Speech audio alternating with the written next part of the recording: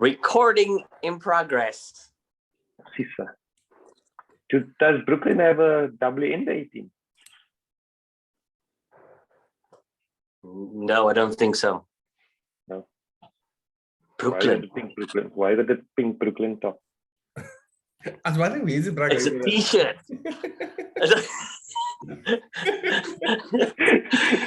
Why do you have a Red Bull top? Because that's the color. Brooklyn is it? Brooklyn then is pink. I guess Brooklyn only makes basketball tops. Only. They don't make caps. They don't make any tourism merchandise. Nothing. What's up, fellas? You know. A little bit of this, a little bit of that. 2022. Okay. Back Okay. at work. 2022. Oh, wait. Okay, we ready to start? Can we do the Those are intro? awesome abuse them. Yes, actually. Hold on. I need a drink.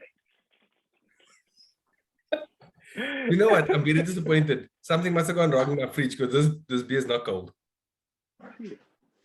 Somebody's punishing you. Yeah, that's very disappointing.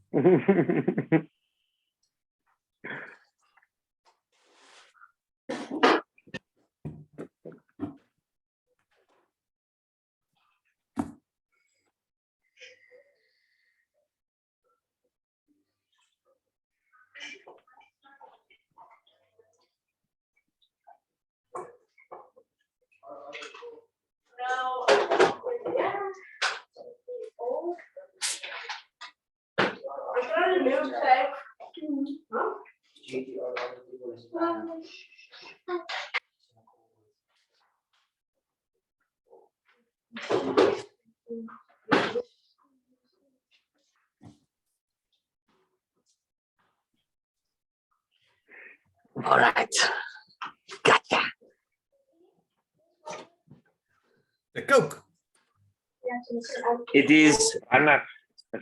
I'm going back to my Rosenville days to Branas and Coke Bell. Luister hier. Vanaand speel Fanny basketball. Luister hoor. When you're playing basketball, do you score a 2, a 3, and a 4? No, my half. All right, fellas, you got your drinks? I do. All right. Ladies and gentlemen, welcome to episode 10.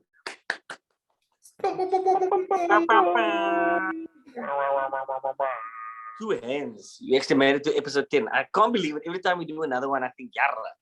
We actually made it to another one. Damn. What are you saying about our performance? Saying nothing about performance. I'm saying I thought at this point in the season, we would have recorded maybe like 3. We got to 10. And we're not even really, well, I guess we're halfway. Yeah. Halfway to what? Well, We're halfway through the season. This is not fantasy. This is not a fantasy league. Huh? We actually play into the playoffs. The playoffs are when we're going to talk about. You know what I mean, man. You know what I mean. All right, Oaks, so Timmy always comes with the car. Always, in the morning. Always. You can't have a normal question. We must first explain the question. All right, before we get into basketball, Owens, Kirk, how was your holiday, bruh? My holiday was fantastic. It was so weird because we normally go holidaying with 3 families. Yeah. But it was just us and Josh and his family. So the need to do things constantly was a lot less. So I actually found myself taking naps and stuff. Like, it was amazing. It wasn't this constant hustle. Oh, now we must do this, and we're going to do this, and we're going to do this. Good. So you're actually at camp chilling. Tell me yourself, bro. How was your little break? Our family participated in a relay, a COVID relay. And so one got it, and the next one got it, and the next one got it. Okay. You know, Mexican wave. Exactly. I was lost in line. So lots of Now you got sanitizing, and then you get rewarded with, okay, now you have it too.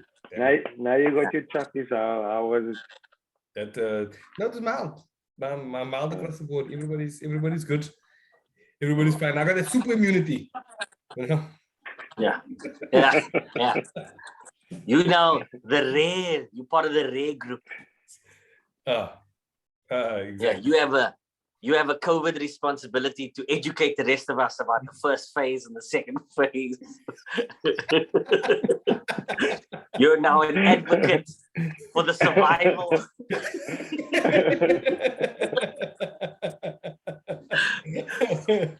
All right, boys. Sure. Listen, I didn't watch a lot of basketball for about a week or so when I was away. And then I was cramming basketball in like you have no idea. I feel like I'm missing out when I don't watch certain teams. I don't know if I'm suffering from FOMO, but whenever you follow a certain team and then you hear about something that happened in the next game, I'm thinking like, okay, maybe I should watch that game. And maybe I should watch the next game. And I'm enjoying a lot of basketball. Specifically, Chicago Bulls, as you all know, like you guys now constantly talk about them. So I wanted us to start the conversation with the Chicago Bulls. Timothy, going 9-1 in 10 games, I'll take that any day over your Dallas loss.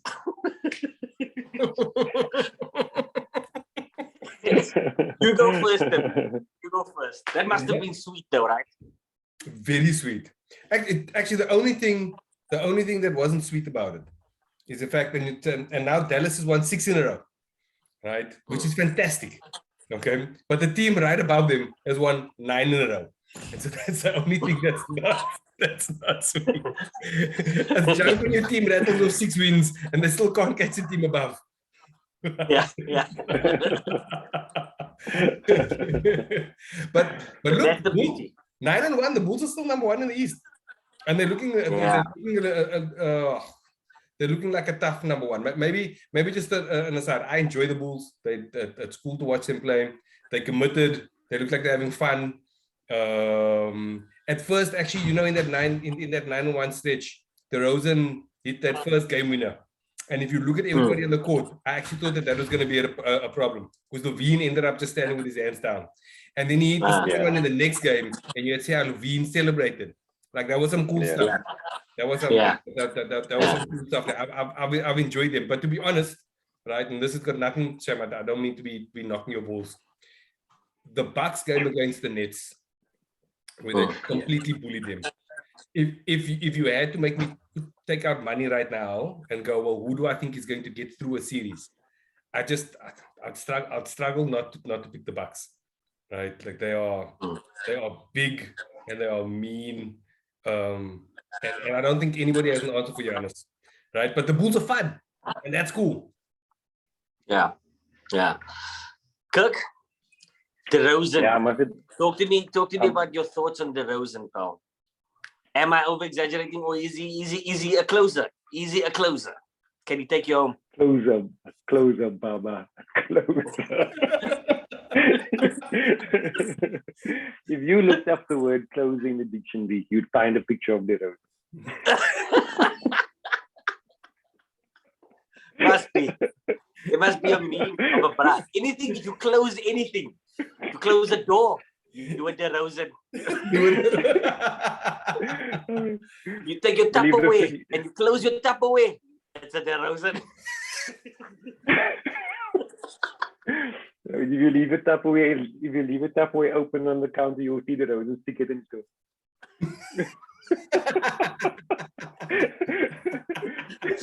You forget to close the fridge door, you'll just see DeRozan come.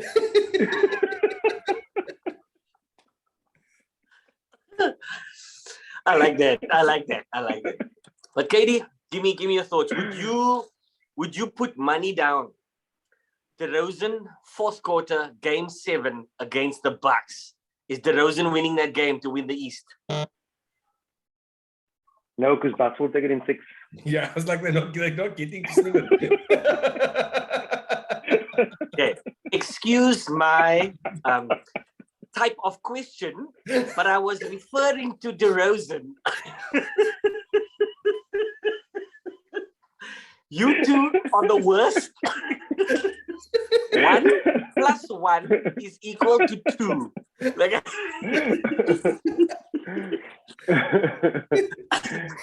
but good answer. Good answer.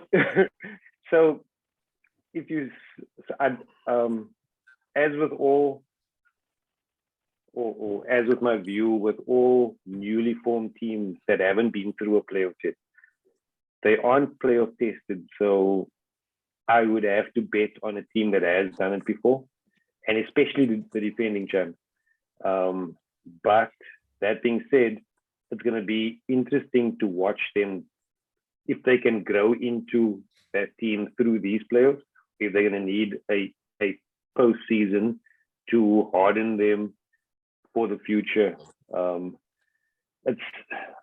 trying to think of a team that just came together and won it in their first year. I mean, the big three couldn't even do it in Toronto. Your big three. But no, but they were pretty established, and they just got Kawhi in. They didn't get 3 different pieces in at the same time. Their core was basically, that is a Leicester scenario where the initial core was pretty set, and then they brought 1 extra piece in, and he just was the difference for them. I can't think of another situation where you went and put together this super team and they won the first year. Maybe Golden State, possibly. That's the only. But even them, they were established. No, they took years to come together. No, but I'm saying when KD came in. But they already won. But then again, they were already an established team. Yeah. So, yeah, it's hard. In my opinion, I don't see them coming out the West, but I mean the East. But they're gonna give it a run. I mean, they're gonna give it a fair shot. Yeah. They must second team to come into the East. They must second team to come into the East behind the Bucks for sure. Yeah. So that would be my natural pick. Is I believe. I don't see the COVID situation changing in Brooklyn. So it means Kyrie's not going to be available. And Kyrie not being available gets you close because you still have Durant and you still have Harden. But they always feel, 5 points short when the ding rick at the end. But who knows, it's basketball. So you can win 9 games in a row and then you can lose to Dallas. Yeah, but I mean... Red hot Dallas. Bruh, the Bulls, red hot Bulls lost to the Pacers and to Houston. Back to back. Yep. Yeah. Weirder things have happened. Okay, Owens, let's talk about this. When you say the weirder things have happened, in my head, it's ingrained in me, right? Because now we talk about the Bulls and they almost won 10 games in a row since 1998, right? Yeah. You remember the Bulls season where they won that 72 games, right? You know what the most memorable thing of that season was for me? The only result that I ever remember, one of the games that they lost, and it was right at the end of the season, was against a haunt Toronto Raptors team, where it was Damon Stoudemire and nobody else, right? And I think they scored like 50 points. And the Bulls ended up losing.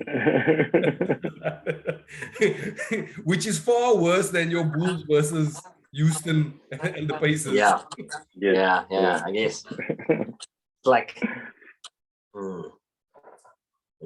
interesting. Actually, while we're on that note, complete sort of side story, right? So this Toronto team, it seems to be picking up like little odd wins, specifically at home, right? And then when you take a look at it, right, you realize that actually all the teams are not sending their primary players. And you know why?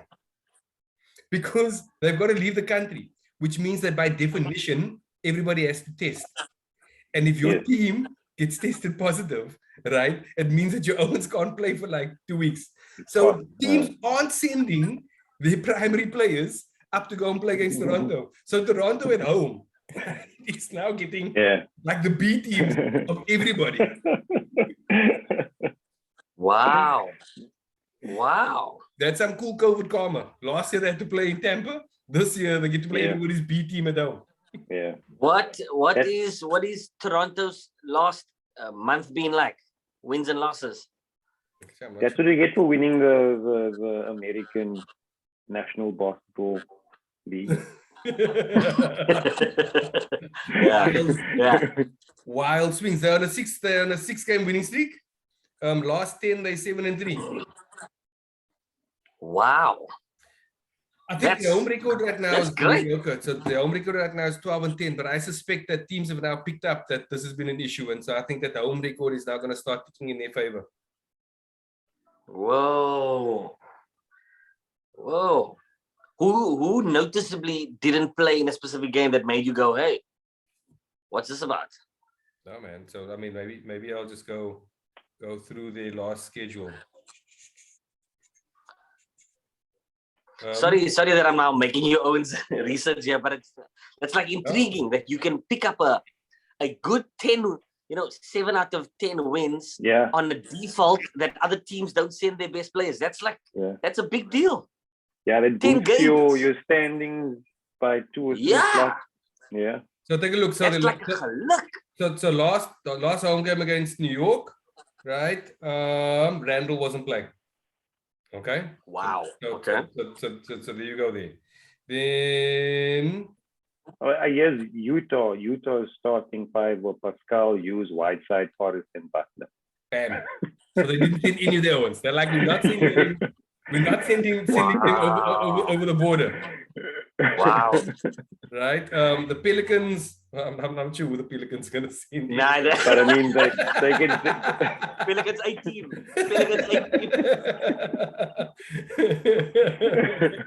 It's like when a colored they send school. their baseball team.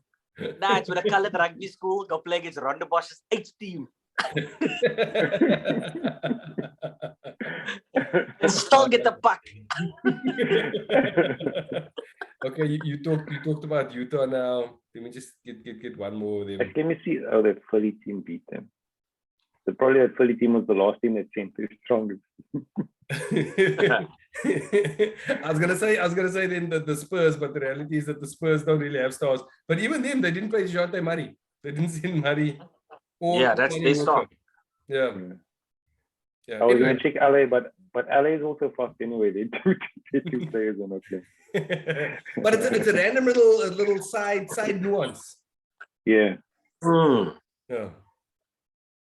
Nice pickup, Tim. That's one of the things that has sort of tainted my NBA experience this year, is the amount of players that are sitting out and getting slotted into health and safety protocols. There's a constant rolling of players going onto the injured list because of health and safety, which is fucking up my fantasy and my enjoyment of basketball. Mostly my fantasy, which drives my enjoyment of basketball. The petrol. So speaking of COVID protocols, no, actually, no. Before we get to that, I think let's wrap up. Yeah. So let's first wrap up our old bet. Right? Oh, okay. Quiet. We didn't even plan that, and we were talking about it. Okay. Listen, Kirk, are you being nice by saying it could potentially be a draw, or did you actually win? Because I don't know. I was just going on your word. I did actually win, by me my fucking beard. For real? But did you win? No, I didn't win. It was a draw. Okay, so what? Explain what happened. Because of health and safety protocols, I lost it was a bet because on the last night of our bet, your team lost to the Boston Celtics, and my team was supposed to play Denver later on the night, and that game got cancelled. That game got called off. And but that game, if Golden State had won that Denver game, then I would have won the bet. But because you guys didn't play, it means that Wesley's game doesn't count either. That game fell. Those two games fall away. Yeah. So now records after 13 games were identical. Yeah. Okay. So now there's two options. Either we're gonna figure out who won this and declare a winner, or we're going to roll it over into the next bet, which is what we basically have to decide now. The problem is no matter what sort of variation of the theme we try, I'm going to end up winning. So I can't suggest anything, but whatever I suggest, my team comes out on top.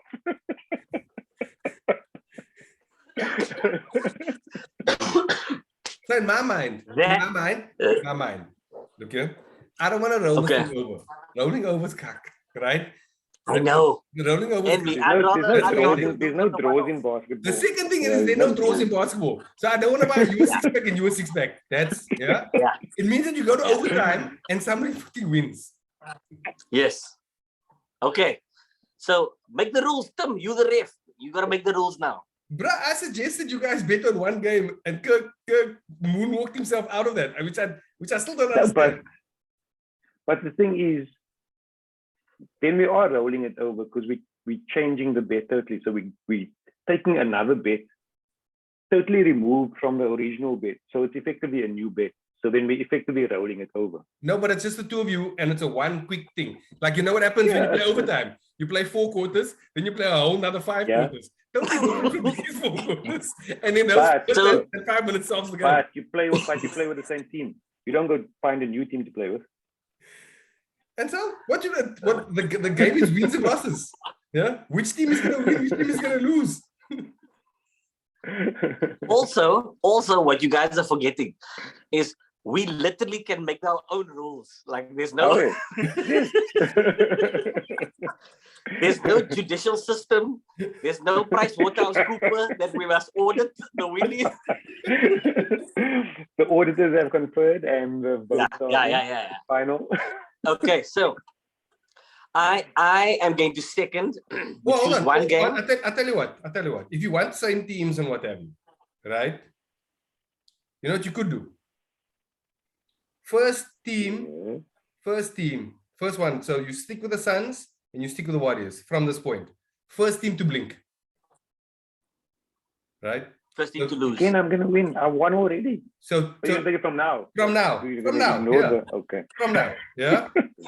So Tuesday, the Suns play Toronto and the Warriors play Memphis. Where are they playing Toronto? So yes. Oh wait. Where are they playing Toronto? They are playing at Toronto. Yeah. But wait. But the Warriors are playing at Memphis. I don't actually know which one's more difficult. That's a cockpit. Why?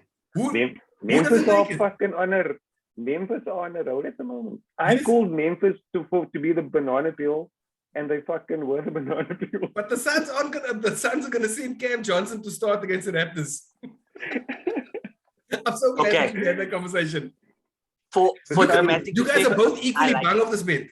This is an amazing bet. The Suns can. I don't like one-off fucking all or nothing cut. No, it's not all or nothing. Look here, it's not all or nothing. It's which team blinks first, right? Because you can make it through that round, and then you can make it through the next round, and then you can make it through the next round. Your team must keep winning. Oh, that is true. That's it. And look at the fuck. What's the Suns? Oh, yeah. The Suns next game like the faces. Ooh. At the faces. In fairness, though, the Bucks and then the Bulls. This shit is not easy, guys. Regardless, this is amazing. I'm gonna take that bet. Let's do it. Me too. So Golden State first one to blink. Because Golden State lost to Memphis in their last matchup. Okay.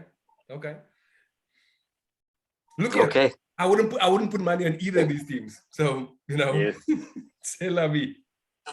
They'll decide to rest everybody because So they know they're gonna get their guts gescopt. Because you see Ja dent the rim with his cup this morning. Yeah. That was mad. And then go snatch the ball above the line. For that block. Just let me take this off the window. But did you watch the whole play, right? Did you see how he loses the ball? Then he trails. What's the play? It's a LeBron move. It's a LeBron move. He pulls for a curve. Yeah. So they exactly what LeBron does. You. They jockey you, they watch. I mean, regardless of whether you're going to dunk it or put on a layup, as long as there's a defender with you, and I'm the second one, yes, I'm gonna have an easier flow to it. But they do it so well these days, bruh. But the timing, man, it's the timing for me. He gets backboard on the backboard. Now that's quiet. Gents, let's talk about Ja. How good is this lighty? Timmy, how good is this, bruh? Yeah, he's the real deal, man. He is mad. He is mad. The unfortunate thing is whenever I watch him, right, I can't help but think he's one monster play away from injuring himself, which is a scary prospect. Scary prospect. And again, in with reference to exactly. Bulls number 1, Exactly. Like we saw how dominant Rose was, right?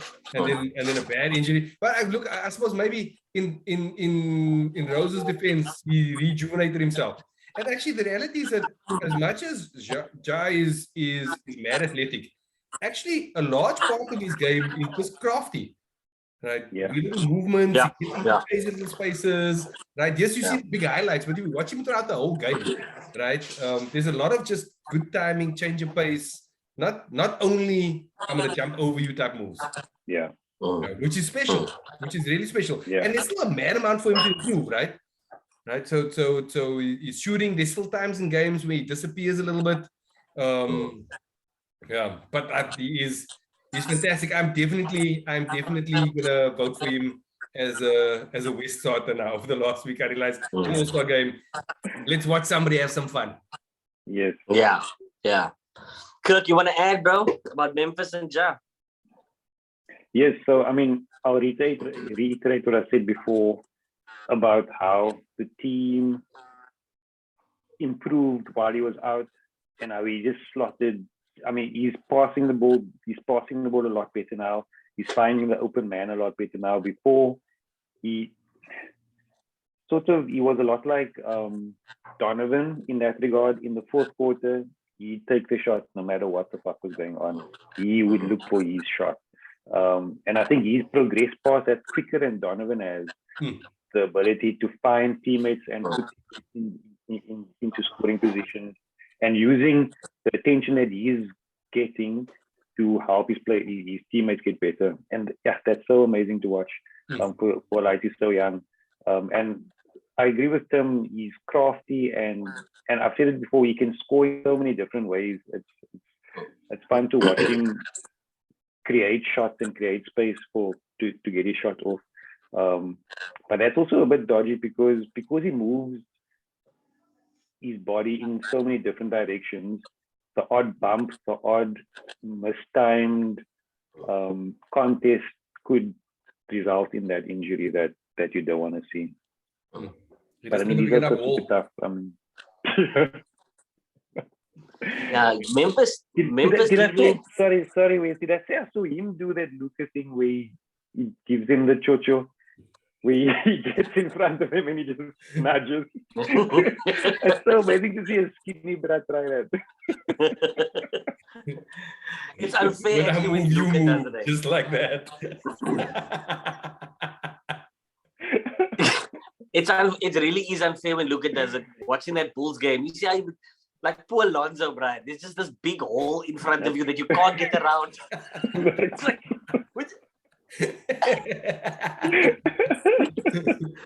like you Brooks squirting the brother whole play. And even when you don't want to Brooks squirt him, he moves his whole that way.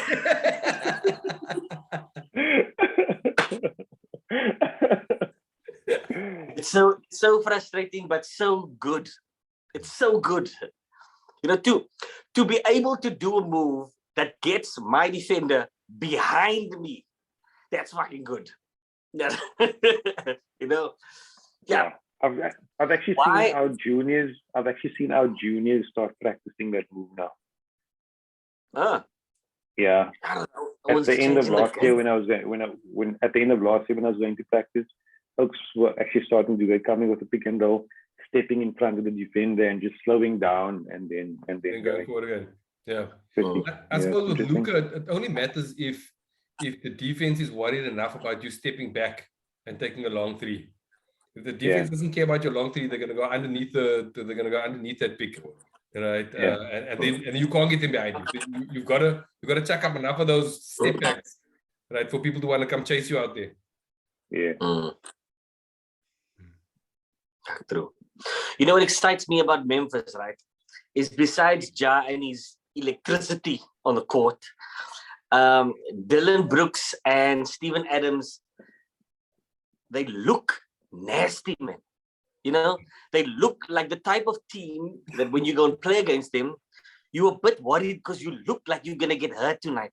Do you know what I mean? Yeah. I don't know if it's just me seeing that, but I get that type of feel. They got this raw hardness to them, and then they give the ball to this lighty, and they're like, "Listen, just go make magic, go make magic." And every second rebound and third rebound that they get adds to what makes it so tough to play against them. I haven't watched as many games as the other teams, but the few that I have, they look like a boerboel, man. They look like a boerboel. You know, they look like a lot of the other good teams. If you look at Milwaukee, if you look at Phoenix, if you look at this year's Golden State, their role players understand their roles, and their role players are finding their shots within the system. So before, I mean, that Bain, he came out of nowhere. He slowly grew into his role. Who's the other one? Who's the other guard that plays with him? Bain starts. Yes. And then there's the other one. Is it Brandon Clark? Brandon Clark is the other one that finds his shot. But he comes with the big man. Yeah. Just the way those guys and that your Bain is money in the mid range, bro. Every time I watch him, I'm like, yo, this guy's gonna miss the shot, and he doesn't, and he keeps making it, and he keeps making it. He just knows his shot. But they got the things in there, right? So they drafted Bain, and he's young. I think this is only second or maybe third year. And the reason why we didn't see him as much last year is because Grayson Allen was playing in front of him. So they intentionally didn't give Grayson Allen another contract, and that's why they pushed him to the Bucks. Okay. So they cleared the space for Bain to get more game time. So like, there's some good player development or talent recognition that the front office, the coaching staff did in order to create the space to get the guy to play. Whoa. Yeah. Just let me see how long he's in the league. Bain. Yeah. This is his third year. At Max's third year. His second year. There you go. Yeah. So as a rookie, you're coming on as well. Grayson Allen's taking up your time in front. Get rid of Grayson Allen, and all of a sudden, whap. The thing I like most about that team is that they enjoy playing together. Yeah. And they're all young. It looks like, and apparently part of the drafting strategy is that they actually recruited guys who knew each other beforehand. Oh, is it? Like a couple of these guys were in each other's weddings, I think, before they even started playing together. Like wow. And I think Triple J, I think. Okay. And yeah. Yeah, I was gonna say they got married young. They can afford to pay for the early. Bro, when that NBA contract comes, those girls make fuss, bro. That's a very sexist thing to say, really. Hey, you better don't you hate better the edit player. that out and delete it because it's gonna come on between the I will stand by it, pal. I will stand by it. Nice doubling down. Yes.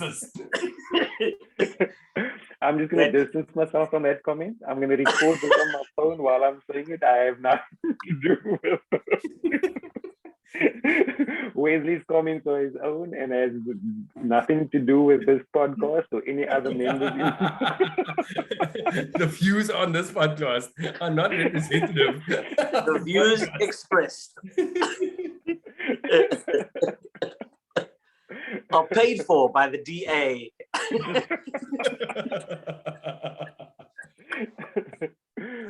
You know what I enjoyed. What I enjoyed about the Memphis Grizzlies against the Lakers was how they started to talk cuck to LeBron.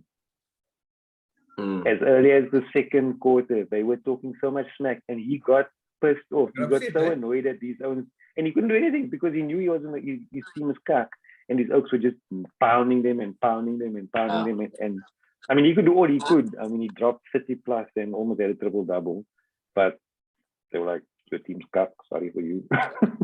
Go on to VP. Go on to VP.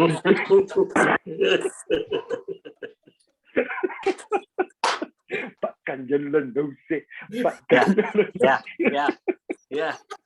We can lose, bro. I'm popping 40. True. But you were saying, bro? There was one point where the audio was picking up from the court, and you had to hear LeBron was swearing at those guys. He was like just ripping them. He was like, these niggas out here talking shit. Fuck that. Really? I ain't having that. Yeah. Yo.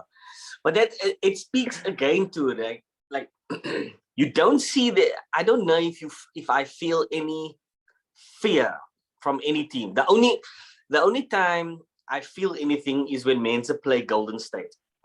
I always feel like Golden State have an X factor to them that make people feel like, yeah, I'm gonna have a hard time against Golden State. Other than Golden State, I don't know if any other team. Okay, my bad. I guess Milwaukee too. And the Suns. You think so? Yeah. So those. You think the Suns have that X factor? I think teams can be, the Suns can be down, and when the Suns start making a run, other teams fold. It's the same thing when you play against any sort of great team. Those old Manchester United teams, right? They could be down, game could be tied, right? As soon as they got a little bit of momentum, it looks like as much as the team is winning, the other team is sort of going, well, here it comes. Same thing. We say Golden State. They can be down. All of a sudden, the third quarter starts. All it takes is 2 threes, and then it's as much as Golden State doing well, and the other team just mentally imploding. And the Suns are the same thing because they come and they'll go, okay, cool, you take a 3, but I'll score 2. Now you take another 3, now I'll score another 2. Now that's 4 points, right? Now we'll run a fast break. Now we're 6 points, right? And you just watch other teams implode. Just teams where they play against other teams that escalate. Either teams that execute well or bullies. And that Milwaukee team is a bully. Like that team really does just muscle out others. I've said the game, that Nets game, if you haven't watched it, watch that game again. Because it just looked like they were playing with boys. Yeah. But I don't know. I think it was the next game, after the next game, if I'm not mistaken. I think they played the Atlanta. Pistons. No, they lost against the Pistons after. Yeah. But I remember in that game, I think they fouled Giannis like, I think 14 times in the third quarter because there's no answer for him. You know, the only thing you can do is hit him. And then when you hit him, he's strong enough to still go up and score potentially. It reminds me of, I mean, to keep it hyper local, it reminds me of Siobhan when I coached Redham, right? And we played, where does Denny teach again? Heideveld. I remember coaching Redham, playing against Heideveld under 18, and Siobhan was playing there, right? And he was way bigger, way stronger than everybody on the court. How do you coach to that? What do you do? Is your only task to try and make everything hard for him? As coaches, what tactic do you go with? How do you stop Giannis? Do you just not, and you accept it? To me, your thoughts? So are you asking about really dominant bigs, or you asking about Giannis? Let's be specific. There So you let's go. go. The meat Timothy.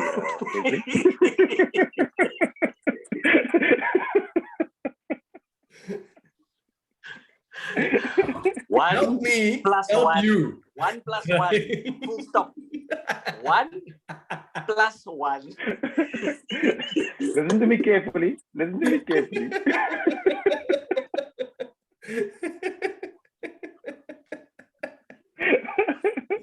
To me, this is a free space. Answer it as refinable as you want to. Answer any question you want. The question you have the best answer to, answer that one. So the real reason why the Mavs have won 6 games.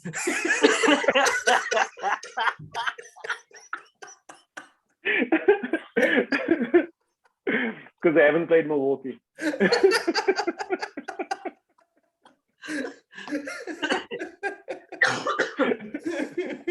Yeah, that's funny. Look, to be honest, funny. I'm not sure anybody has an answer for Giannis. The only thing that looks like it's worked occasionally, right, is if you let that guy keep on shooting and then you hope for the best, right? But the reality is that even he seems to have outgrown that, and the guys around him are more comfortable taking shots. Like Bobby Portis looks like a borderline all-star at this point in time. Yeah. And they can do so much now. I suppose when things slow down, right, what we'll see again in the playoffs is what we saw for the other playoffs, because it's the only thing that has remotely worked, right? That people park a bus and they hope that Giannis will take some shots, and they hope that he'll miss. And it's a hope. That's a terrible way to live, right? Hoping that the other guy misses instead of you dominating it. Yeah. Would that be your strategy, Tim, that you would adopt? Sure. That was my question. Depends on which team I'm coaching. No, you're coaching. It depends on who I'm coaching. I guess. Okay. So the real question is then, how would you, regardless of your team, right, is how would you defend the Bucks? That's the question. Kirk? Like I'd park the bus and just close out as hard as I can to the shooters. I guess there's 2 options. So you can, and this is how NBA teams generally try to contend with a superstar, is you make sure nobody else scores. So Giannis can score his 50, but your team's going to score 90. So you just make sure that the rest of the team is cut. And that's generally what teams try to do. You'll hear they've started talking about it more regularly in commentary these days, where they talk about players and their counter moves. So the player has one really strong move, or he's got a number of very strong moves, and all of those moves have a counter move. So if the defenses pick up on his tendency, he's got an alternate, which they do 20 million times a week, a day. So that it just becomes second nature. When my first move is taken away, I go to my counter move. If you can pick his counter move, and he needs to go to his third counter move, and so on and so on and so on. So I guess, like we said before, like, as much as there are elite offensive players in the league, there are also elite defensive players in the league. And if you can pick up on the counters and slow him down and make sure that the rest of the team don't score, that might be a strategy. Or you just play zone. So I completely agree with Kirk says. The only issue is, like, Chris Middleton is a shot maker, right? So as much as we shut everybody else down, like, yes, they got some guys who can make big shots. That's why they were champions, right? Yeah. You know, interestingly, do you know what I do think that teams don't seem to do? Right? I mean, this might sound like a crazy idea, but they don't hunt him on defense. So most of Giannis's great defense is all off the ball defense, right? And he comes across and he helps. Yeah. But he uses his hands a lot. He's very touchy. And I suppose maybe, look, I mean, he's a great defender, so this could sound crazy, but you might well, right, to bait him into a couple of early fouls, right? So early on in the game, setting up pick and rolls with the guy that he's defending, and then you have him on the outside versus whoever your really aggressive guard is. Yeah. Sure, but you must have a KD one-on-one against Giannis because he's so gangly. No, so the idea wouldn't be to go to the rim and try and score. The idea is, as you're going to the rim, getting bumped. Right? Him sticking his hand in. And you just need it twice. You need it twice to throw him off his rhythm and him go to bench. Yeah. He needs a Luca Hall. Yeah. A wide load to give him some. Exactly. But I know how. Do you think I like that? I actually like that, trying to get him into early foul trouble as a offensive move. It's clever. Just to throw him off some sort of rhythm. Yeah. Of course, it could completely backfire because then you have him defending on top. He sticks a hand in, gets a steal, then takes one bounce, and he's dunking on the other side.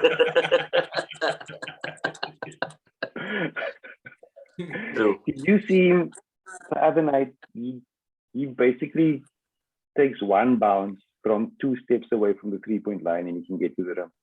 One bounce, Euro step, 2 steps, he extends and his hand is like over the cup. Yeah.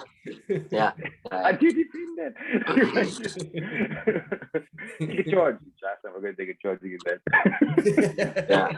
You don't pay me enough to take a charge against that, sir. Yeah. But in December.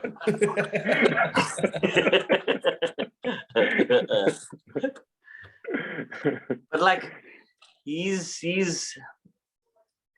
a lot of the game. Two of the last 3 games that I watched the Bucks play, the commentators keep talking about what he looked like when he entered the league and what he looks like now.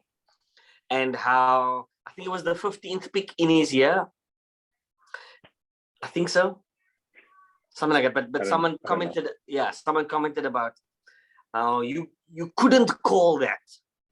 The person or the player that he looked like there, you couldn't see, he's going to be this dominant, he's going to look like that.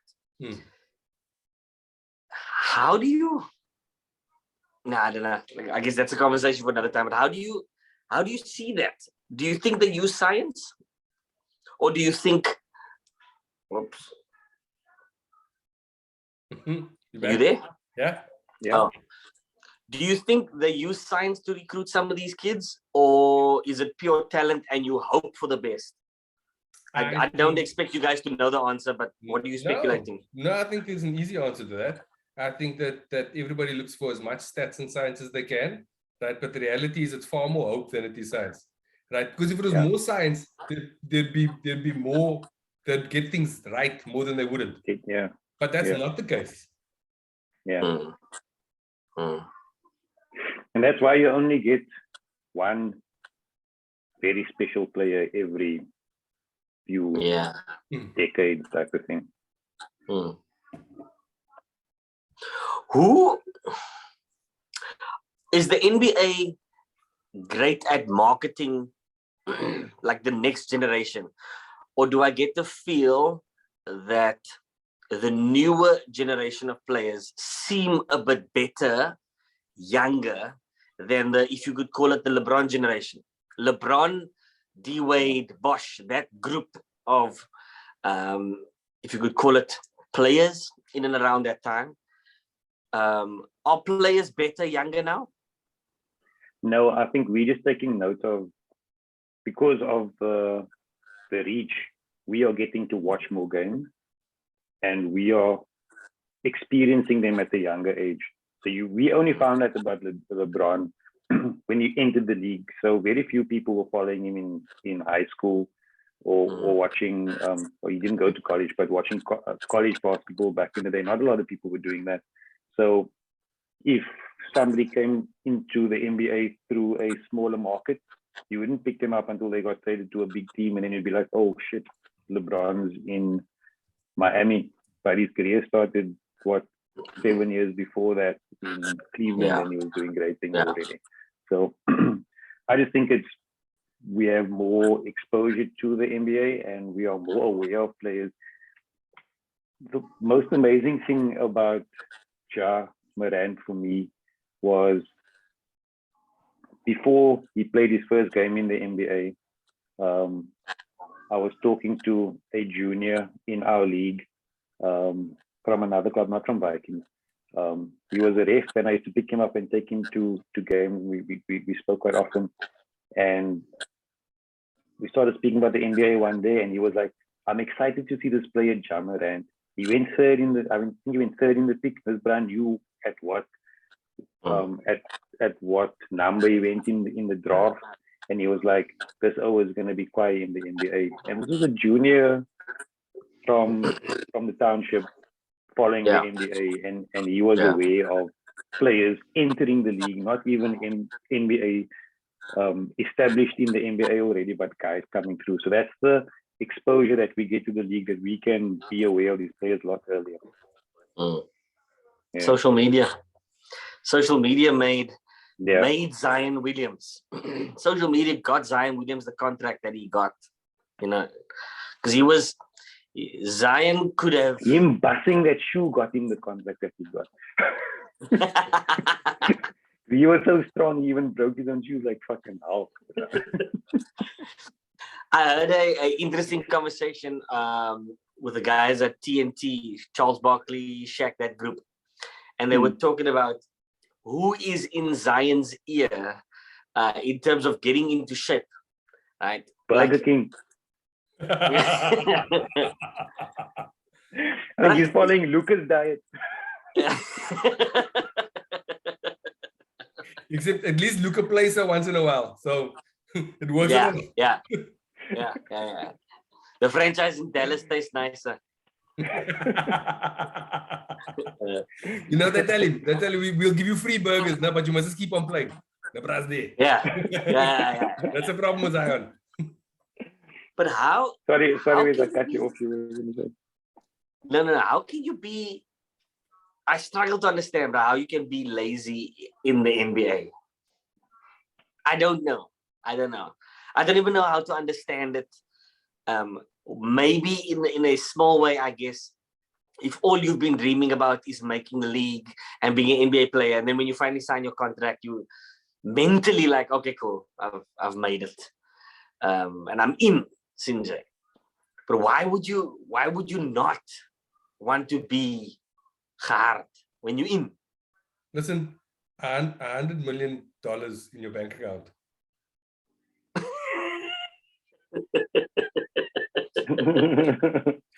If he never bounced the ball again, himself, his children's children, and their children will all be fine. None of them have to work a day ever again. Unless he stays in the NBA, he lives that border life, then he'll have to play again. So that money is going to be clear, like in one season. And okay. Yeah.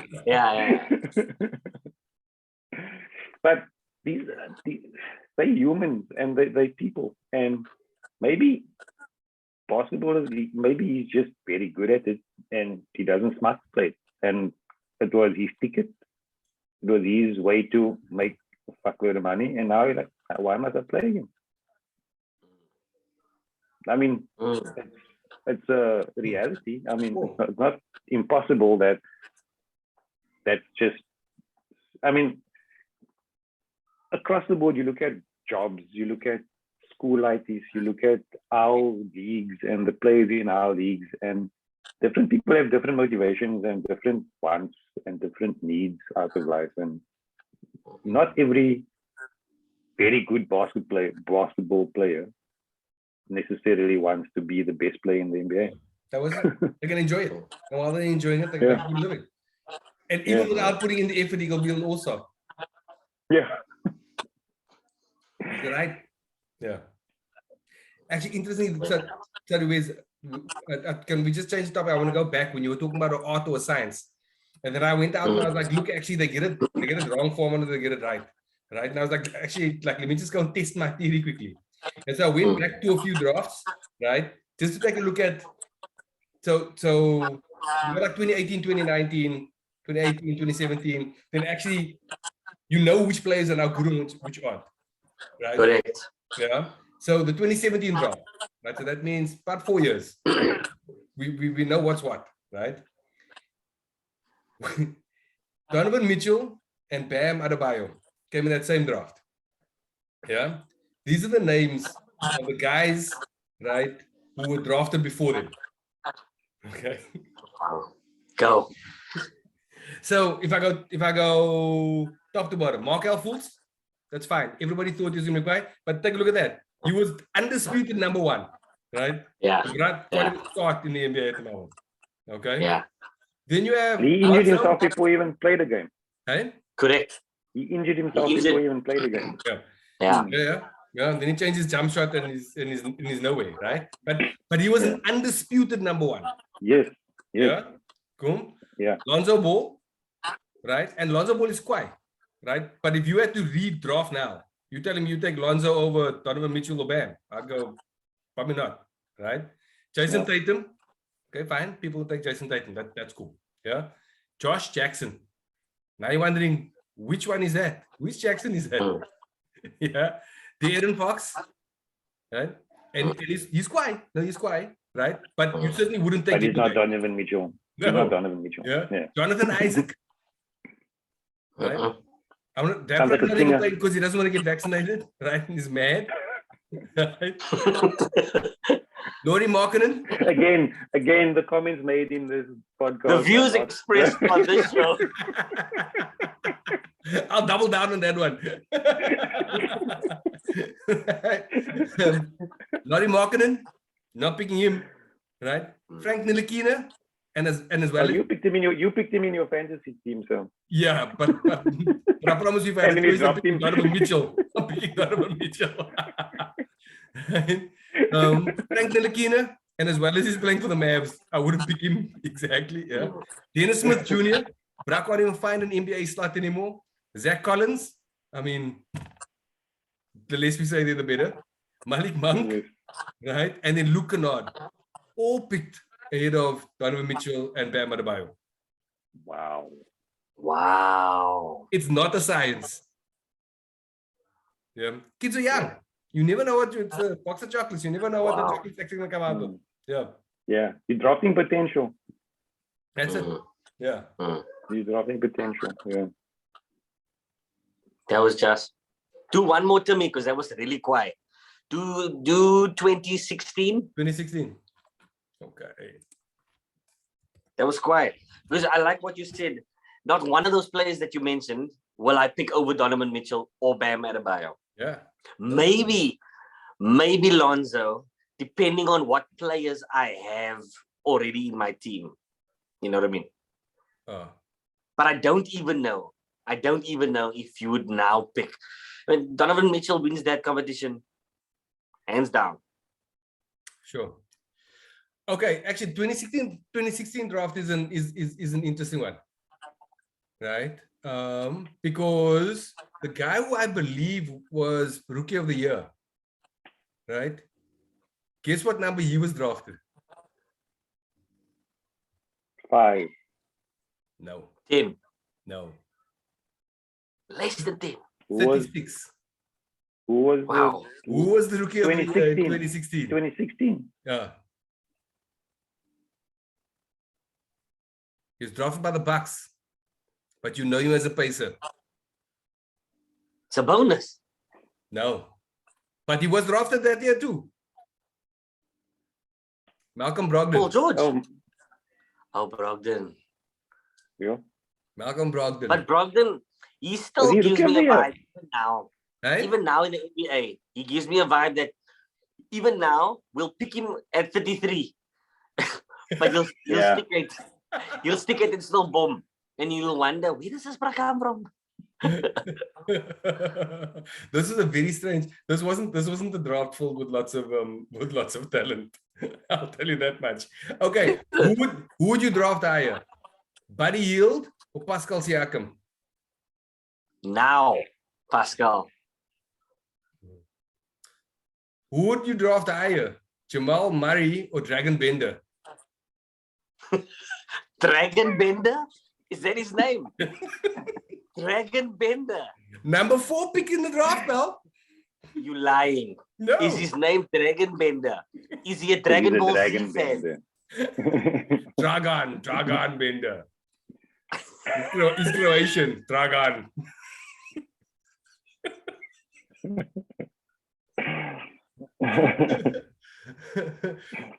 Dragon Bender. Who would you pick? Or Chris Dunn or Marquise Chris? Oh, Chris Dunn or Domantas Sabonis? I mean, they touted Chris Dunn as being NBA ready when he came out to the draft because of his size and his build and his athleticism. But he also injured in his rookie year. Yeah. And he's never recovered. He just didn't reach his potential. But he went high. I think he went very high, didn't he? Chris Dunn went 5. Didn't he? Yeah. Yeah, Domantas Sabonis went 11. Yeah. Yo. Karis LeVert went 20. Right? Sure. And a guy by the name of Georgios Papagiannis went 13. He's making pictures now.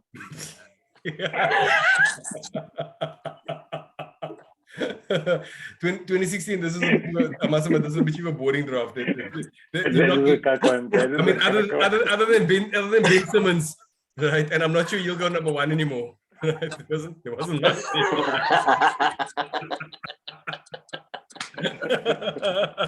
He's not going anywhere at the moment. Yeah.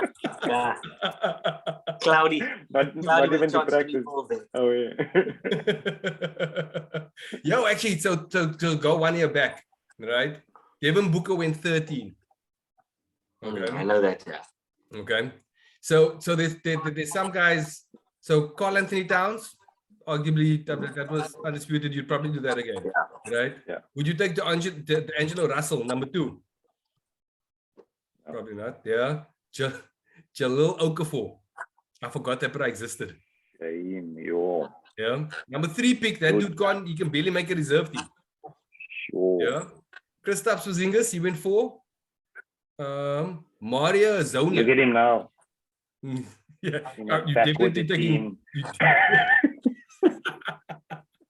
Listen, I actually quite appreciate him this year. But I'm damn sure taking Devin Booker. Mario Izonia was 5. Willem Cauley-Stein, also a Mav, 6. Emmanuel Mudiay, all these guys over Devin Booker.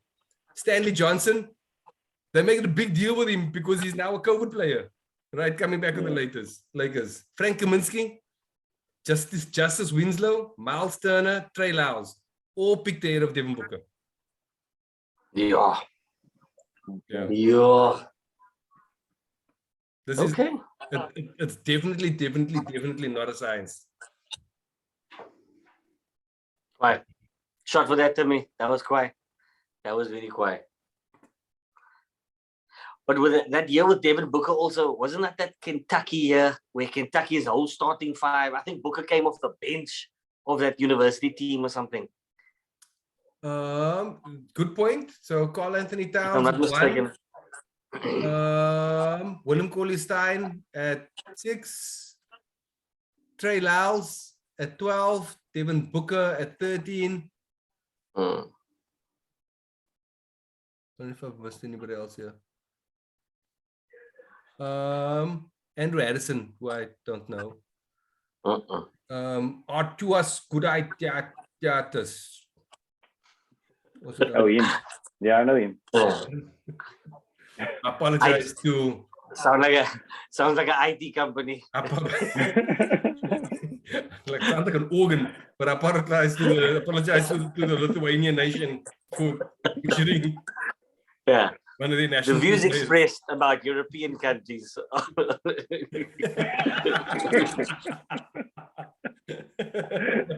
We must have a sign that we just go. Yeah.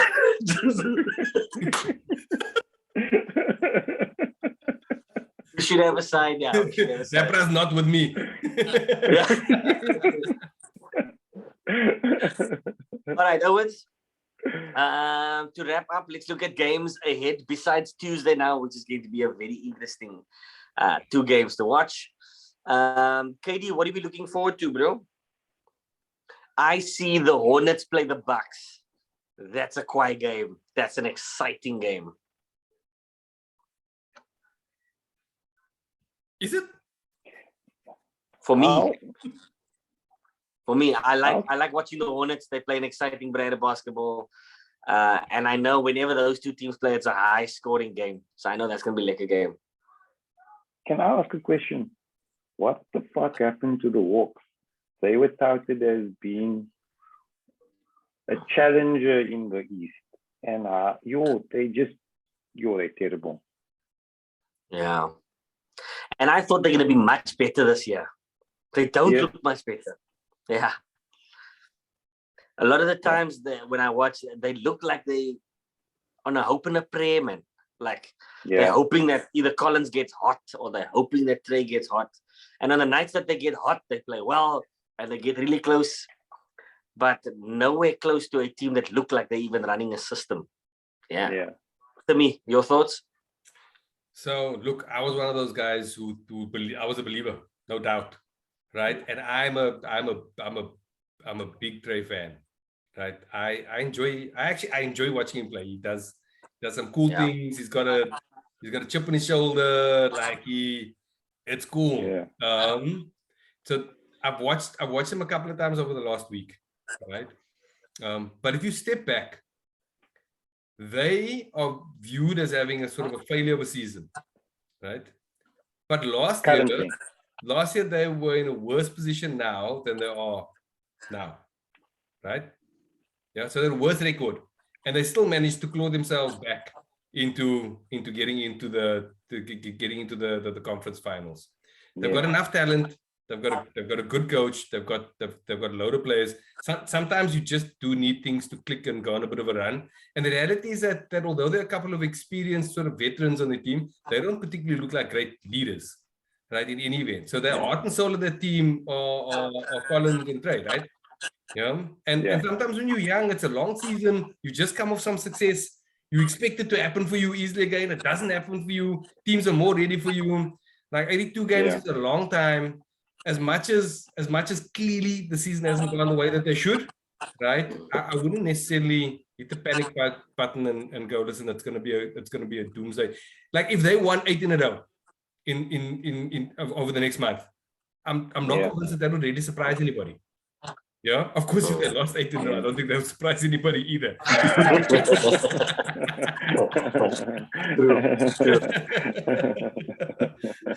And so in my mind, I'm going, the talent's still there.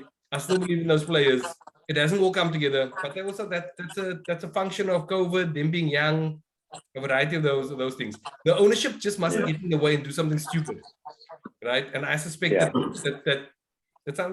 they'll get out of it. I think they'll snap out of it. I wouldn't, if I was supporting a team in the East, right? I wouldn't be thrilled if the Atlanta snuck into like 8th slot or 7th slot and then had to play them. Yeah, had to play them. Yeah. Now, they just popped up because 2 months ago, if you saw Miami Hawks, you'd be like, yo, that's a game to that's a game to label on your list of games to watch. But now like, nah. Yeah, true. So Nets Bulls on Wednesday night. Then the Lakers Kings is actually a nice mid-table clash. How the mighty have fallen. But there's some beef there because it's sort of a derby because they're fairly close, and the Kings gave them a run the last time. I don't know if the Kings beat them the last time they played, but it was a close game. Yeah, they did. So there's some history in that game that will be worth a watch. Then Thursday's Golden State Bucks. Did you just skip over, or we're not allowed to talk about Golden State, Memphis? Where's that? That's Tuesday. We must say it besides Tuesday. Okay. That's by, I mean, aside from the bet, that's by far the best game. Yeah. And I'm a little bit hurt that you guys don't want to watch Mavs at Madison Square Garden to continue their massive win streak. I'm a little bit touched. Right? Julius Randle's going to be booing the crowd. Luka's going to be putting his all into things. Maybe KP comes back to Madison Square Garden. Right? Looks you like must just worry. You must just worry about Evan Fournier, pal. MVP. Look. He only plays quiet against Boston. Yeah. Dallas did nothing to him. The Knicks are in the exact same boat as ATL. And they one position above them on the league. Just as quiet as they started, they ended up just so cut. They fallen off the radar but I mean, when we started talking about them, it was that Boston New York game, and we were like, "Yo, that is a quiet game." But then we said like it's a mid-table clash, so it's that it was an exciting game because they equally cuck type of thing. It's a fair game. It's a fair game. Yeah. It's a fair fight. It's a fair fight. Yeah. But I'll give Mavs Knicks honorable mention. It's worth a look. Plus, wait, remember, half the Mavs are throwaway Knick players. Yes, so there's a lot of history there. There's enough history. It's the reverse Evan Fournier. Okay. Evan Fournier's gonna want to show them that's why I'm here now. That's why I'm playing at Madison and not you. Yo, another fixture that you just brush over that no man. A year ago would have been a what? Jazz Cavs. Like Jazz Cavs is a dope game, guys. No? I won't lie. I won't lie. When LeBron left, that's when I left Cleveland.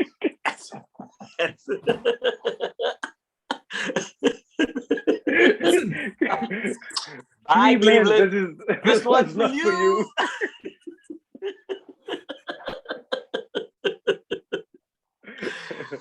But I like that Mobley guy. Mosley, what's his name?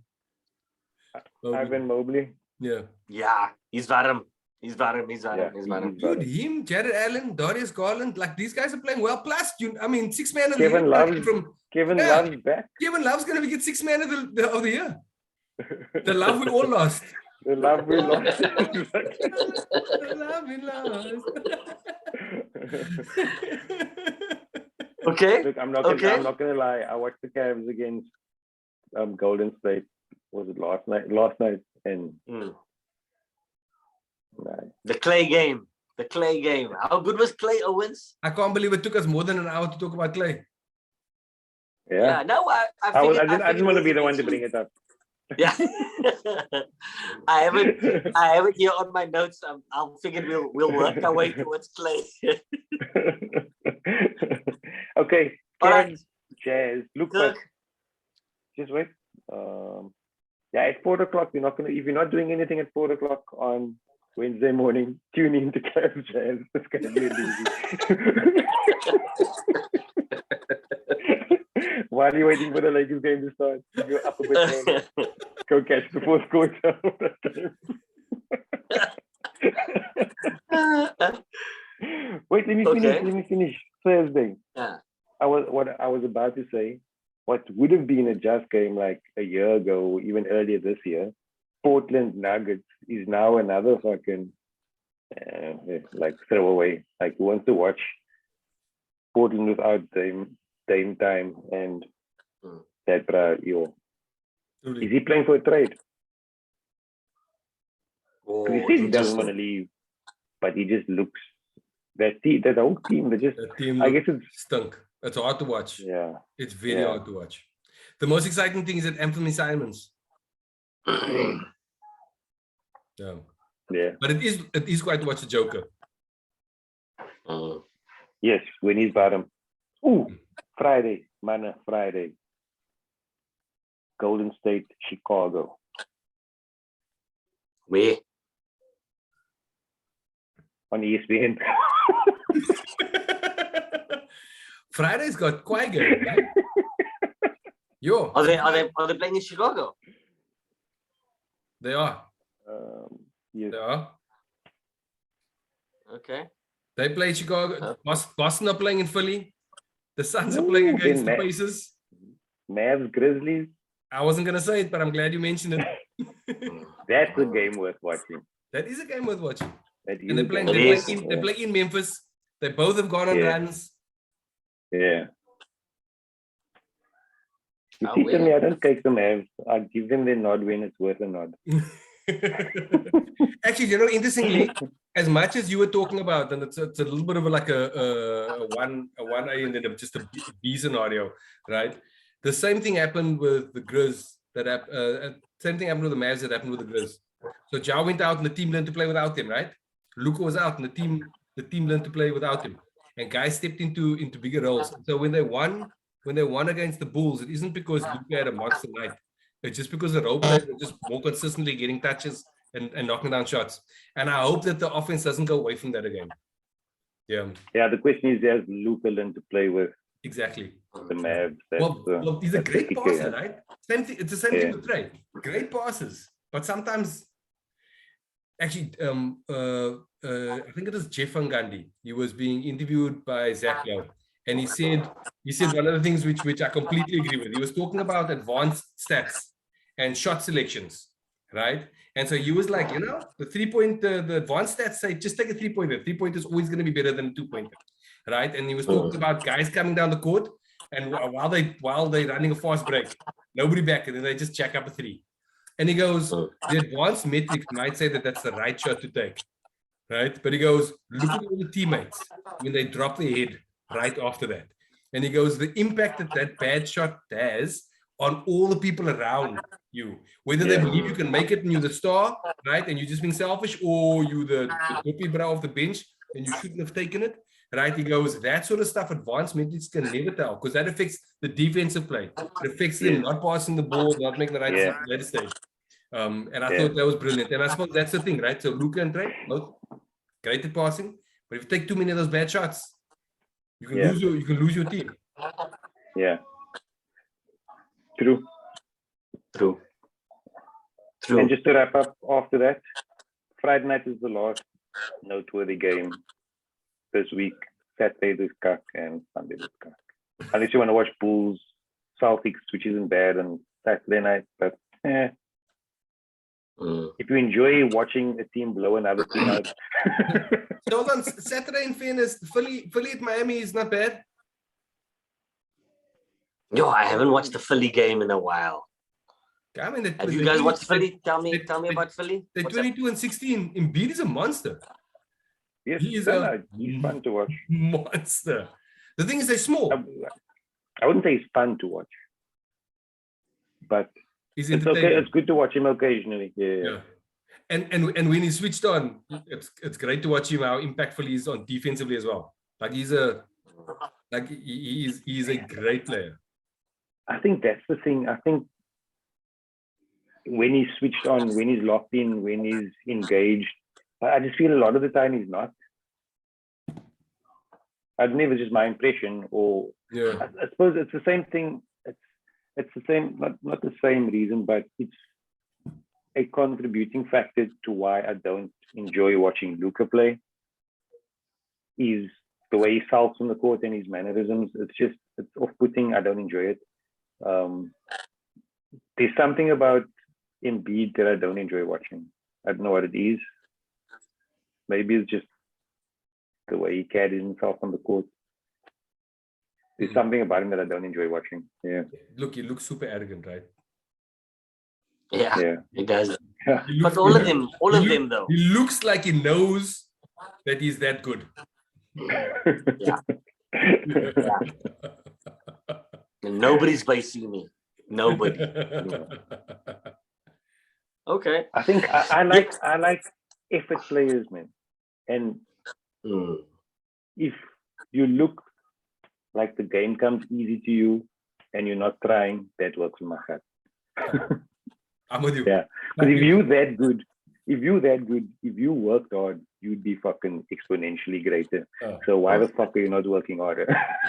I think that irks me. So are you a Ronaldo over Messi fan, Kirk? Sure. That's often the big debate. In that, sorry to go football ways, but it's like the perfect, answer. That's a good example. It's probably because that's the one argument people separate them, is that Messi seems to not work as hard, but the game just comes easy to him, and he's like the most naturally gifted player ever. Whereas Ronaldo, everybody agrees, is unbelievably hardworking. Like, I don't eat chicken with spice on it because it affects my game type of mentality. So I'm actually one of the rare individuals that pick them both. I can't pick one over the other because they're two different specimens. Exactly for that, because Messi is just super talented and super creative, whereas Ronaldo is just a physical specimen of note, and he just worked at his game. But I mean, he's talented, no doubt. He's not like he's cuck and he's just worked at his game. Yeah. He's skillful, but he's not as creative as Messi, but he's skillful. He's got a different tool set. He can clap a ball up, so he can fucking.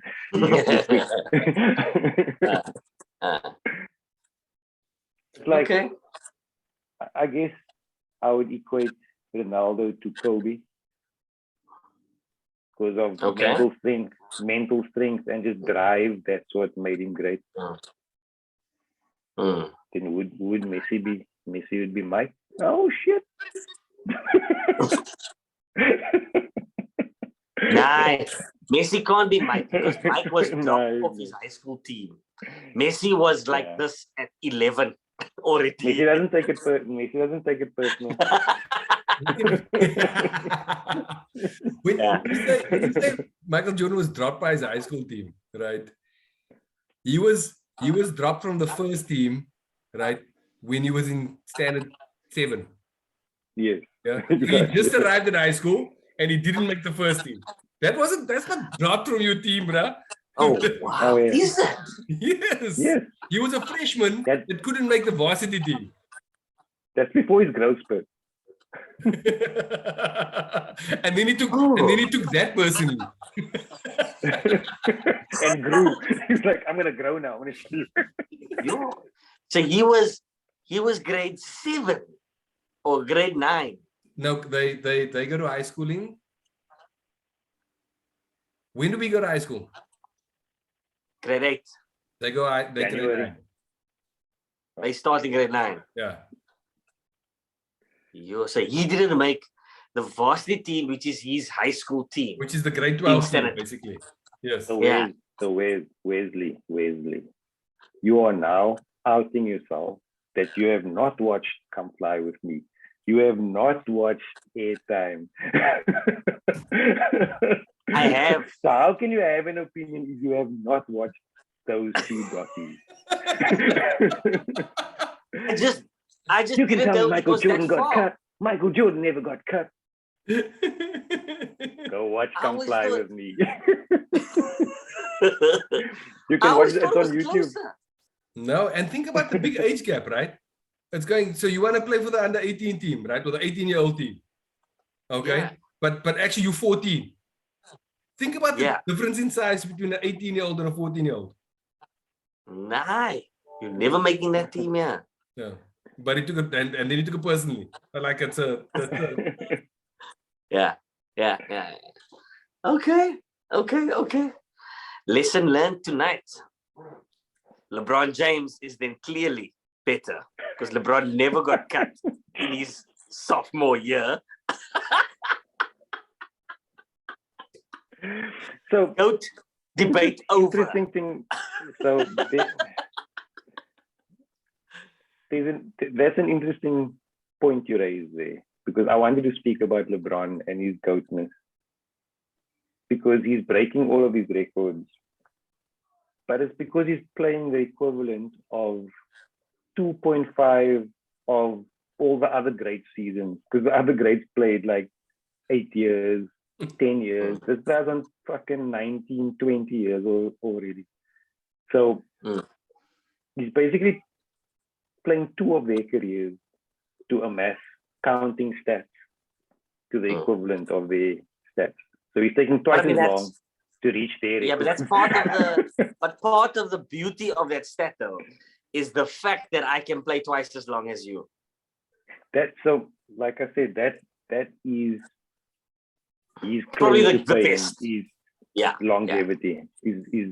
And that's the one thing that's allowing him to be great, is his longevity and his ability to stick around long enough to nigh all the other.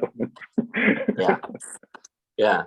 Because in the end, 20 years from now, nobody's going to talk about how many seasons he played. They're only going to say how many championships, #1 scorer all time, and they'll just mention whatever stats and records he's broken. Nobody will care about it.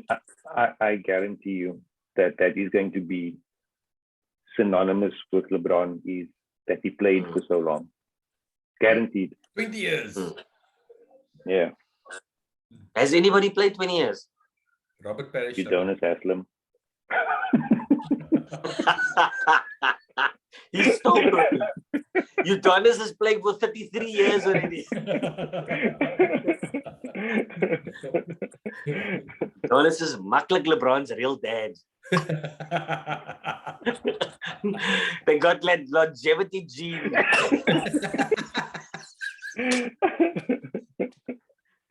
That's why they drafted him to Miami so he can play with his son. Yeah. And now LeBron wants to play with his son. Yeah. But he must take They could all go to Miami. They could all play. 3 generations of Haslam. Yeah.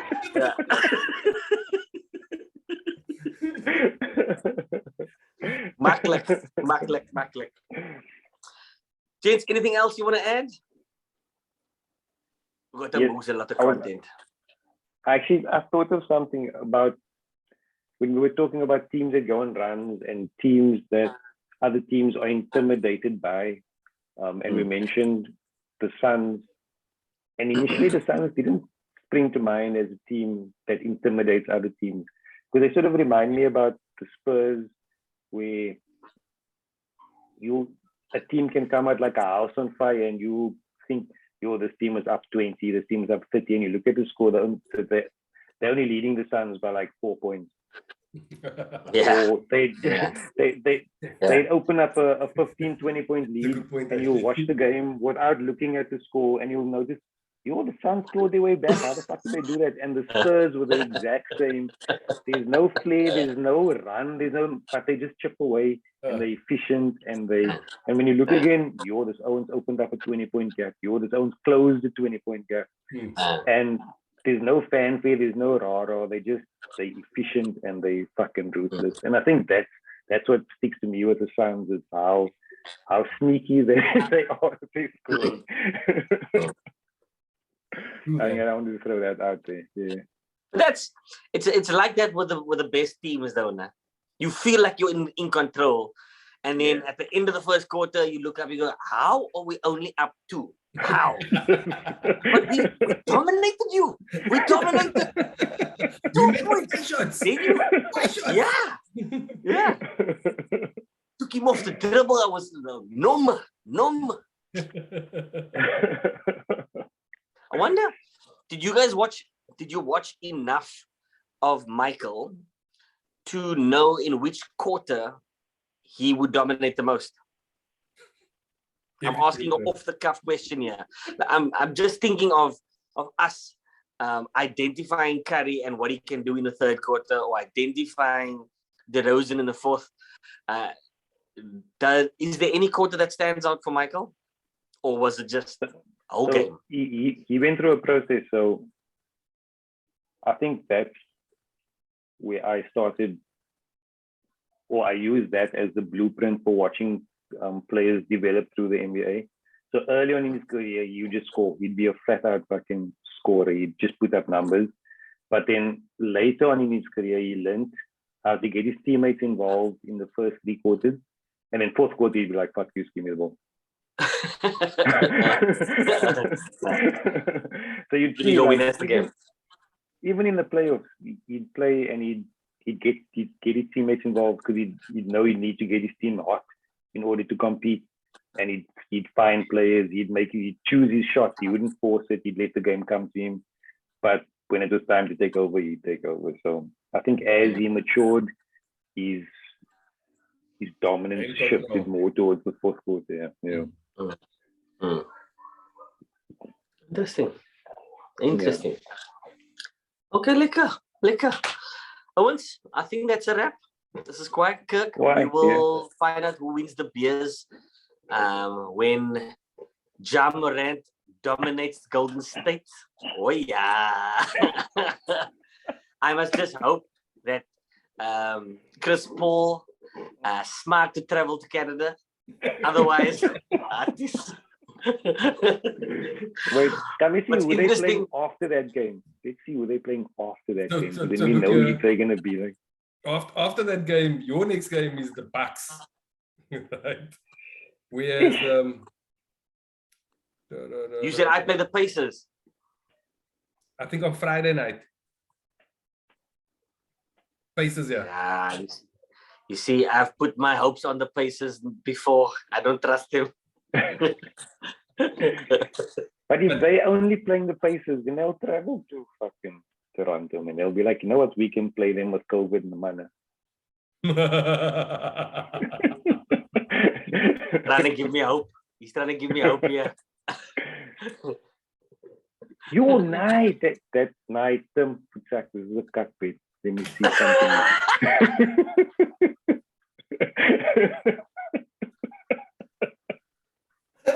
Wait. You fast now, you in. Kirk, you've got Klay Thompson, bro. Bruh. Look at this. In 3 days, 12, 13, 14, 15. Call it 4 days. They play Memphis, Bucks, Milwaukee, and Chicago on the road. Or you then just. You think they care about that Memphis game? I'm telling you now, they don't care about it. Listen, nobody wants to be laughed at. Nobody wants to be laughed at. And Memphis laughs at people. Okay, so I'm gonna bet that the Suns are gonna beat the Golden State Warriors in this bet. Who do you pick, Wesley?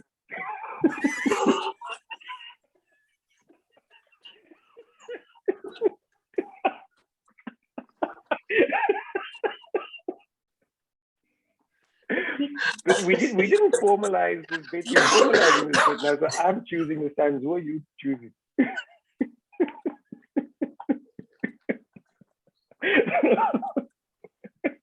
He's gonna change his pick.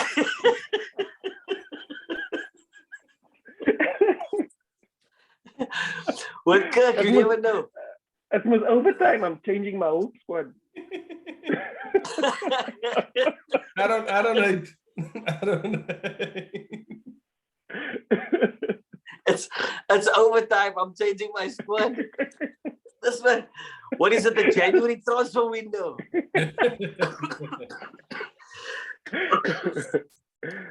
Holy shit! My formal response to that bet proposal is: are you just? Okay. So your issue. We can sort this out. Your issue is not the first game. It's the games that follow. So then how about this is the tiebreaker? Right? The team that wins, right? So if one team wins and the other one loses, the team that wins. Yeah? And that a Warriors, Grizz, Suns, Raptors in Canada, that should probably be fair, right? If both teams win, right? then then we have some form of tiebreaker. Similar to if both teams lose, because you can both lose that game. Yeah. Your tiebreaker can either be points won or points lost against, right? So points difference, right? Or we can do something random, right? Like in the win or in the loss, who made the most threes? Yeah. So that it's settled tonight and it's settled, yeah. So settle tomorrow night, yeah. Okay. Yeah. So One first game with a tiebreaker. Yes. Okay. What's the first rule? If they both win or they both lose, the team that shoots the most, it's not going to be the most threes. Fuck you, Kirk.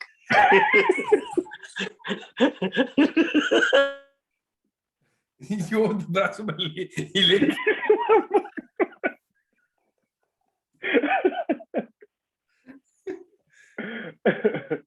But how about so now you have points difference, right? How about 3-pointers made difference?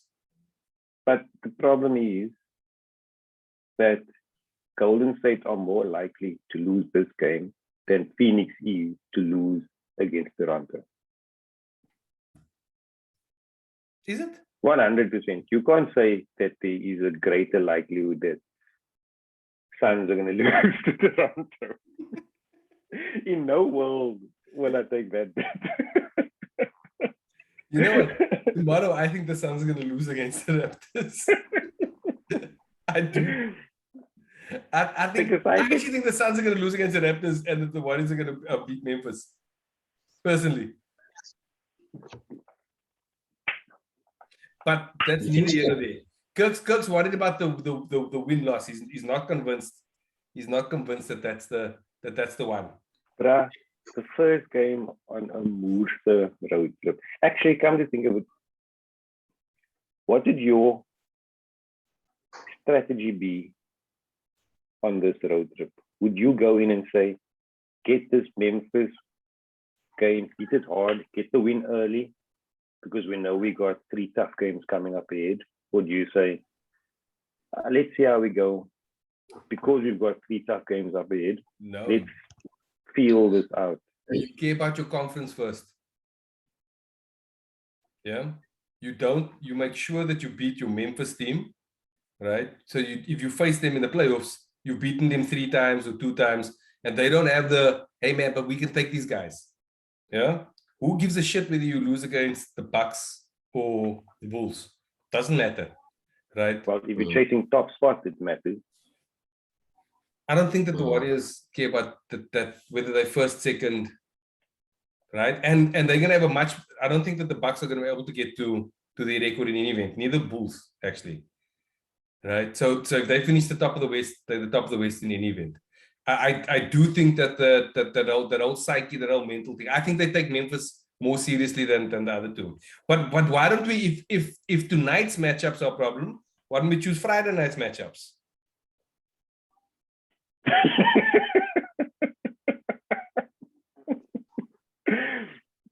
That will keep them interested.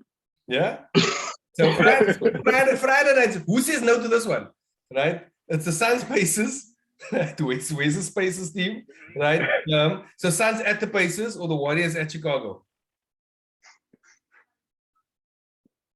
Because if your argument was that actually they care about the number 1 spot, well then it's 1 playing against 1. Then they're gonna care more about that one a little bit more. So if you don't, so if you don't like today's or tomorrow's matchups, then let's go Friday's matchups. Yeah. Just the once off. And then the tiebreaker is your 3-pointers made difference between the 2 teams. Not 3-pointers made in total. No, that's a cack idea. No way.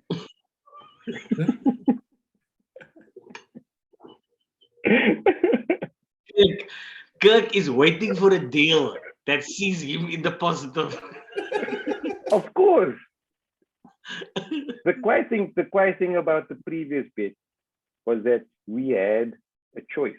We could go and review and say, this is the most likely route to success. But here's just a coin toss. Here they say, look at these three cup games. Look at these three cup games. Who do you think is gonna? You must take this and you must take that three cup games. Where's the choice in that? You're telling me I must take those three games, and you saying you must take those three games. No, that's because we're following on. Oh, that's one game. You're telling me I must take that game, and you must take that game, and we see who wins. No, hold on. Do you think they're going to win, and do you think they're going to win? So there's that I have control over. Wait, but in fairness, we've given you a variety of. We picked different teams. We picked different games. We picked sets of different games. Exactly, but it's all it's all things that I'm locked into. It's not a choice. It's a choice of three bad decisions. Here's three bad decisions, and here's three bad decisions. Choose one of these three bad. But that's the whole point of the bet, right? Because if it was one obvious one, then it wouldn't make sense. It's the fact that it's not clear. It's the fact that it's not an easy one. So what bet makes sense for you, Kirk? But we still keep with Phoenix and Golden State. What bet would make sense for you? just one more. Yeah. You could have Sunday nights matchups if you want. Equally cut matchups, right? So the Suns are going to go play at Detroit, right? And the Warriors are going to play against Timberwolves. Now that's easy 2 W's. Oh wait. No, but that's fine, right? But then you go into a tiebreaker. So if one of them don't go into the banana peel, then the tiebreaker is the one who wins with the most 3-pointers made points, most 3-pointers made difference. So that's how it works. So if the Warriors make, I understand how it works, but fucking Golden State are going to shoot more threes than that. No. If I was Warriors, I wouldn't take that. No, but that's not how it works. Listen to me. So if the Warriors make 20, right? But if the Timberwolves make 18, that's only 2. That's a 2 difference. Okay. Oh, it's a differential. Okay. It's a differential, yeah. Not who made more, right? Just how much more did they make than the other team. So your team could win and have a negative result at the end there.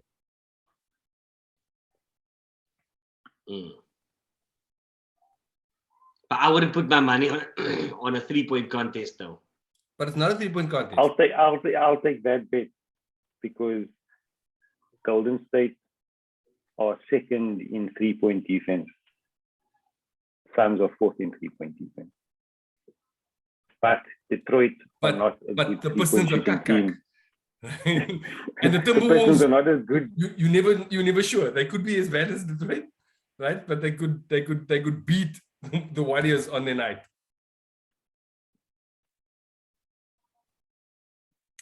I'm giving suggestions where I wouldn't know where I'd put the bets. Right? Correct. Again, that's the whole point. Yeah. Okay, and if we brought it home to tonight's game, same thing apply, Kirk? No, he's worried about Memphis. Oh, yeah. He's worried that they're going to lose against Memphis, and he thinks that the Suns will definitely send their best team to Canada. That's why he's worried about that game.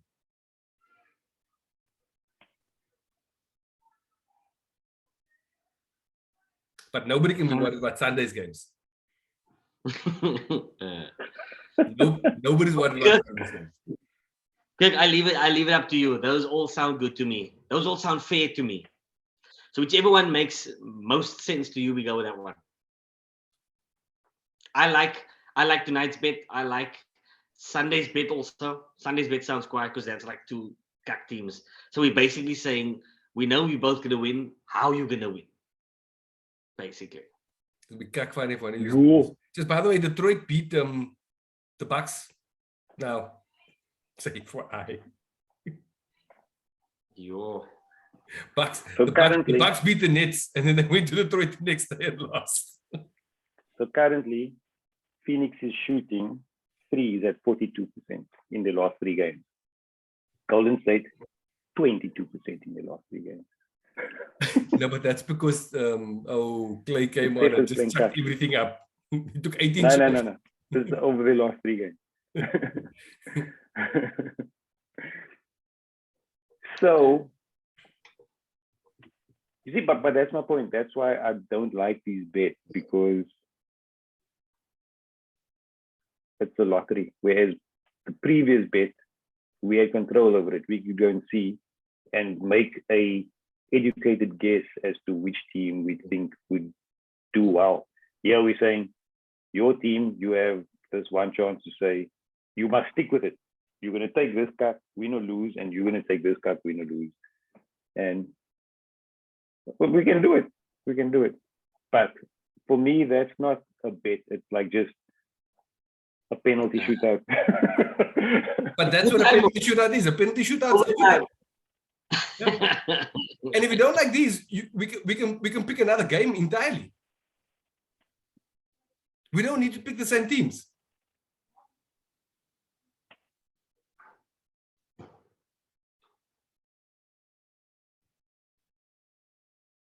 But then it's a new bet, man. Then we're going back to the same point of we're rolling this over to a new bet. Okay, we can roll this over. We can roll this over to a new bet that only includes you guys. Whatever way you want to mentally deal with it, we cool.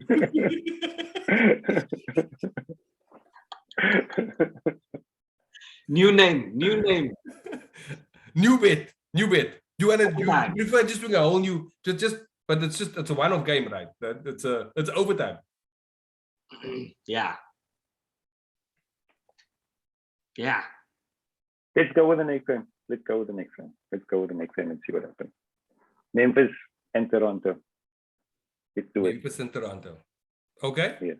And if they both win, we go on 3-pointers made versus 3-pointers defended. No, we go by winning margin. Flat out winning margin. That's fair. Okay, that's easier. Yeah. That's fair. Do you really think that the Golden State are gonna stay in that funk? They are playing on the road against a team that they've been struggling with. Okay. They lost to Memphis the last time, and they beat Memphis barely the previous time. So if you worried about this game, why didn't you pick Sunday's game?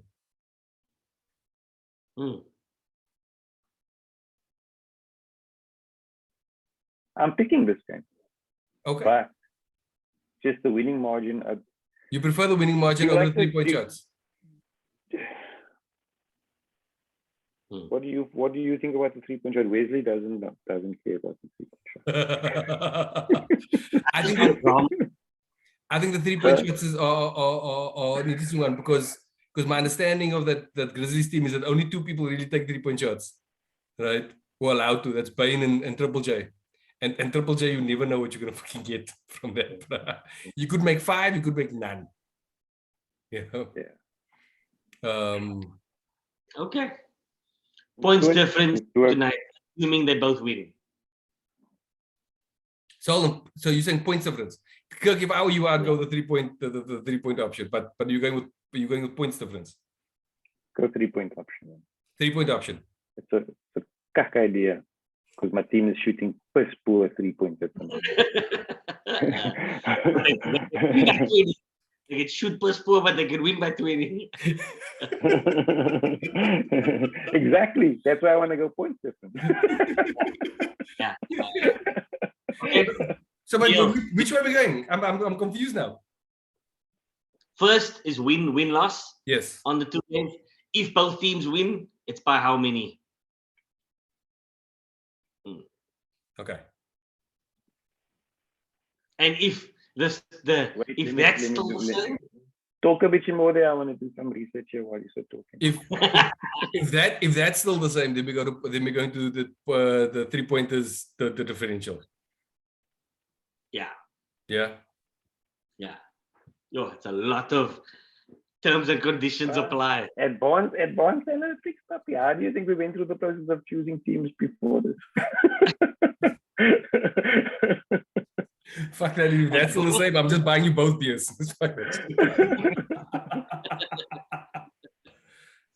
Nah, there's no draws. I like that. There's no draws in basketball. Yeah. Just shit out there. Then you give me a Just time, shit out there. right? A time and a quarter, right? And whoever is closest to the first jump ball, that time and quarter.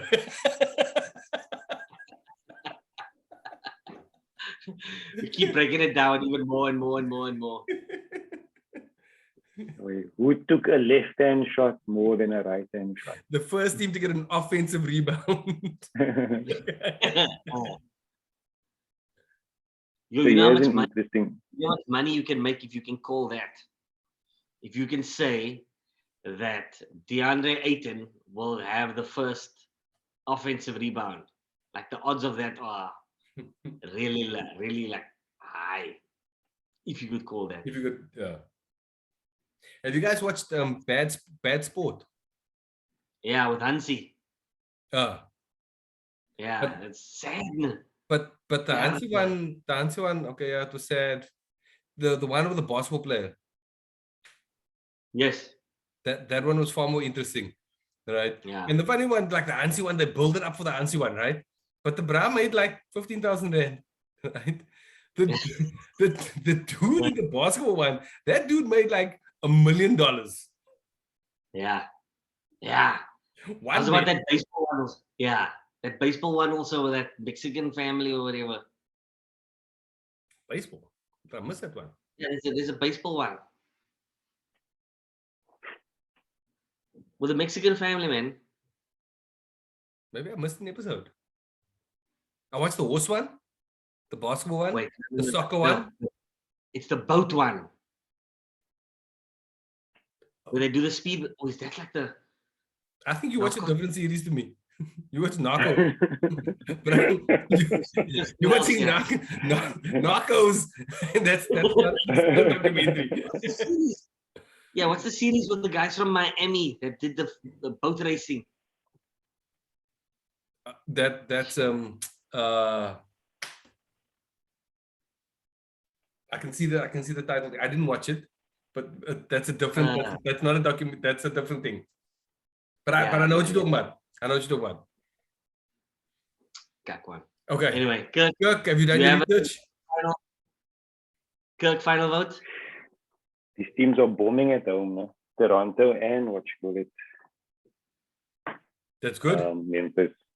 They're putting up points at home, yeah. Do you know why Toronto's doing it? Because they're all sending their people. They're saying it's nice.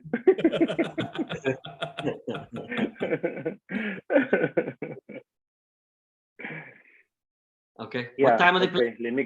Let me go watch the season finale of Jack Ryan. Believe it or not, Megan and I are watching Chicago Fire. That's quiet. We're late bloomers. No, that's quiet. Late bloomers. Chicago Fire's cool. I'm hooked, bro. Yeah. You out got here in the house, making the house dog shut. Fire department, call out. Way too much information. Because if I stick it at your place and there's a pole, I'm charging you. See, the wave's coming down. I can throw like a wrecking ball.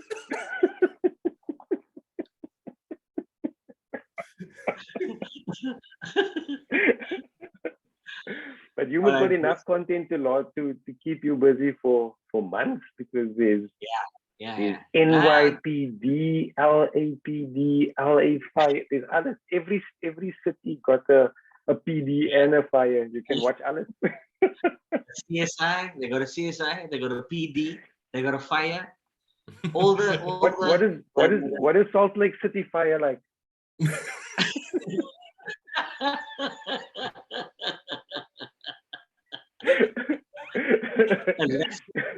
that wasn't caught with a cock wrong thing to the fire. Again, these comments are not.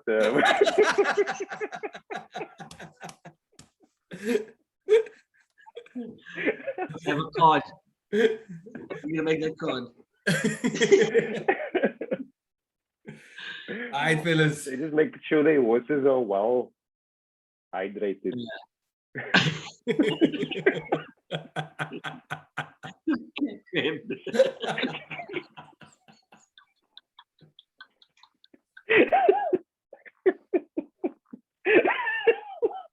so,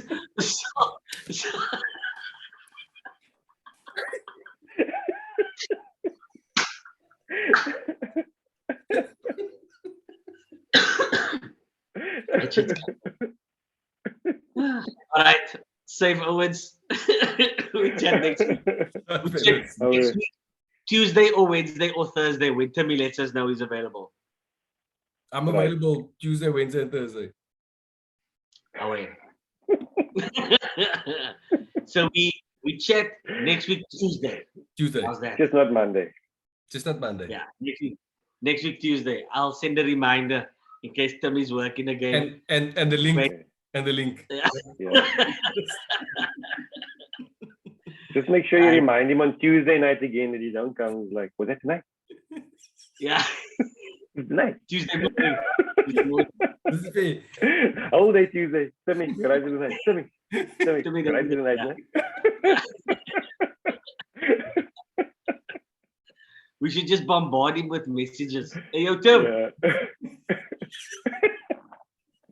Tonight. Yo, I must go shower again now. Yeah, truly. Yeah. I'm sweating, bro. Fucking Just hot. laughing and fucking gas is not good. Well, I don't. Shot. See you fellas. That is cut, lekker. That is cut funny. Okay. Bye. All right, bye-bye.